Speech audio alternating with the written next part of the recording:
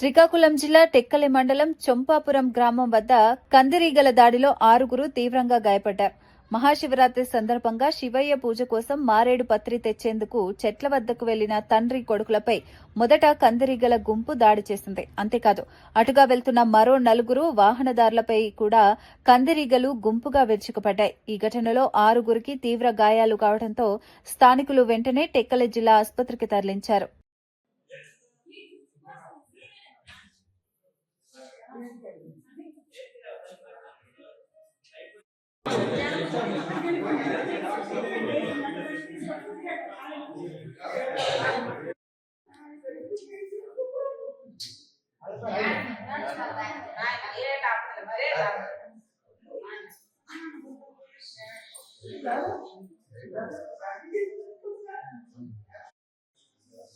అవునండి.